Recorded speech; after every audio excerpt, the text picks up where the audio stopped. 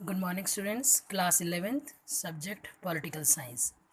बेटा हम रिवीजन कर रहे हैं और रिवीजन में हमने चैप्टर 1 लिया है, बुक 1 का पॉलिटिकल थ्योरी। और इसमें बेटा हमने ग्रीक व्यूज़ और परंपरागत व्यूज़ और आधुनिक व्यूज़ को डिस्कस किया था पिछली वीडियो में। आज बेटा हमारा टॉपिक क्या है, गैर राजनीतिक क्षेत्र में राजनीति पाई जाती है, यानी कि मनुष्य का व्यक्तिगत जीवन जिसमें उसका परिवार, उसके बच्चे, उसकी पत्नी और उसका व्यवसाय आता है। क्या इन पारिवारिक विषयों में राजनीति का समावेश हो चुका है? इस टॉपिक को बेटा आज हम समझेंगे। अगर हम देखें तो हमारी एक धारणा बन चुकी है कि जो राजनीति है वो आम जीवन को प्रभावित नहीं करती, यानी कि मनुष्य का जो व्यक्तिगत एक पारिवारिक जीवन है, एक सामुदायिक जीवन है, उसे तो प्रभावित करती है, लेकिन जो पारिवारिक जीवन है उसमें राजनीति का प्रवेश नहीं था 19वीं शताब्दी से पहले। लेकिन अगर हम आधुनिक समाज की बात करें तो आधुनिक समय में जो राजनीति है उसके कार्यक्षेत्र में बढ़ोतरी हुई है, परिवर्तन हुआ है, उसका दायरा बढ़ा है और उसमें वो मनुष्य के पारिवारिक जीवन में भी क्या है, प्रवेश कर चुका है।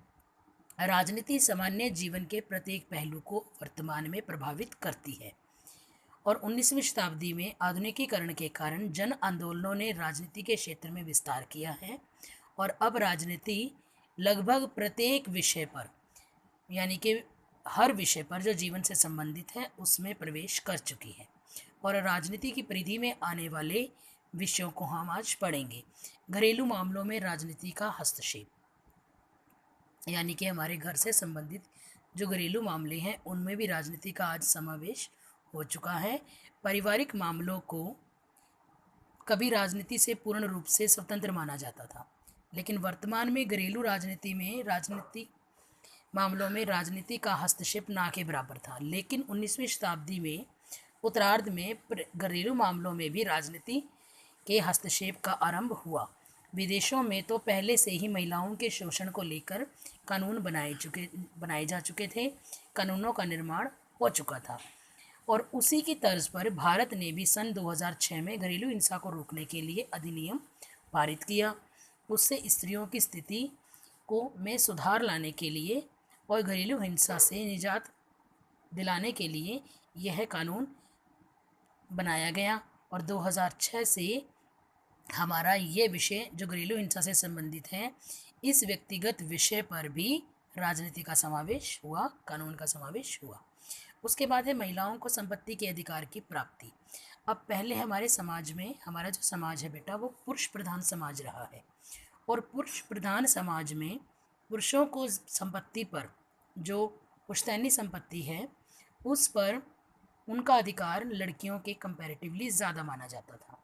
लेकिन इस तरीके से औरतों का सामाजिक और आर्थिक शोषण होने लगा और वो सामाजिक और आर्थिक रूप से असहाय बनी। लेकिन उनकी स्थिति को सुधार लाने के लिए और दोनों में समानता, स्त्री और पुरुष की समाज में समानता स्थापित करने के लिए भारत सरकार ने एक नया कानून पास किया 2005 में संपत्ति के जो उत्तराधिकार अधिनियम 2005 में संशोधन किया और उसमें महिलाओं को, लड़कियों को पारिवारिक संपत्ति में बराबर का अधिकार दिया गया। उसके बाद बेटा तीसरा क्या है हमारा, विभिन्न अधिकारों के क्षेत्र में बढ़ोतरी। पहले क्या था, अगर हमने पढ़ा पीछे अरस्तु की विचारधारा का, कि अरस्तु के टाइम में क्या था कि एक अच्छे राज्य की या एक समृद्ध राज्य की क्या पहचान थी कि वो वहाँ की जो जनता है वो राजा को के प्रति अपने कर्तव्यों का ईमानदारी से पालन करें। लेकिन जहाँ हम आधुनिक विचारधारा को देखते हैं तो एक समृद्ध राज्य, एक समृद्ध देश तभी कहा जा सकता है जहाँ पर वहाँ के नागरिकों को अधिकार दिए गए। केवल कर्तव्य पालन ही नहीं बल्कि अधिकारों का मिलना भी नागरिकों के लिए आवश्यक है और इसीलिए नागरिकों के कर्तव्यों के साथ साथ आधुनिक राजनीति में नागरिकों के अधिकारों का भी वर्णन किया गया है। उसके बाद क्या है, शिक्षा का अधिकार। किसी भी समाज की उन्नति के विकास के लिए शिक्षा बहुत महत्वपूर्ण साधन है और शिक्षा पर ही समाज का विकास निर्भर करता है और शिक्षा, नागरिक शिक्षित है तो निश्चित रूप से समाज भी अनेक प्रकार के कष्टों से मुक्त होगा। और भारतीय समाज निरक्षर होने के कारण ही एक लंबे समय तक दास्ता को झेला है। इसीलिए निरक्षरता को दूर करने के लिए संविधान में संशोधन कर शिक्षा के अधिकार को मौलिक अधिकारों की सूची में रख दिया गया।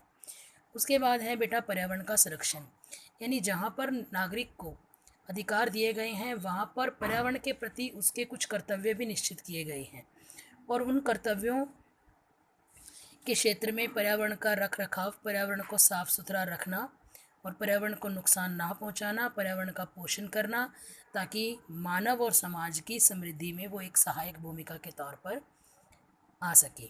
उसके बाद है बेटा दाम्पत्य अधिकारों का पुनर्स्थापन। दाम्पत्य जीवन में राजनीति के हस्तक्षेप के बारे में कभी किसी ने सोचा भी नहीं था कि, लेकिन वहाँ भी राजनीति का हस्तक्षेप हो गया है। हिंदू विवाह अधिनियम 1955 की धारा 9 में जो पक्षकारों को दाम्पत्य अधिकारों का पुनर्स्थापन करती है, अनुच्छेद 21 का उल्लंघन नहीं है, बल्कि पत्नी की एकांतता के अधिकार का उल्लंघन नहीं होता, क्योंकि यह सामाजिक उद्देश्यों की पूर्ति करता है। उपरोक्त चर्चा से बेटा हम ये समझ चुके हैं कि वर्तमान में आधुनिक युग में जो राजनीति है उसका कार्यक्षेत्र बड़ा है, और इसने हमारे क्या है घरेलू मामलों में भी राजनीति पाई जाती है। तो ये था बेटा आज का टॉपिक। आने वाली वीडियोस में बेटा हम नेक्स्ट राजनीतिक सिद्धांत को लेंगे। अभी हमने राजनीति को लिया है, आने वाली वीडियोस में हम राजनीतिक सिद्धांत को लेंगे, ठीक है। उसकी हम प्राचीन आधुनिक विचारधाराओं में कंपैरिजन करेंगे। Thank you, have a nice day.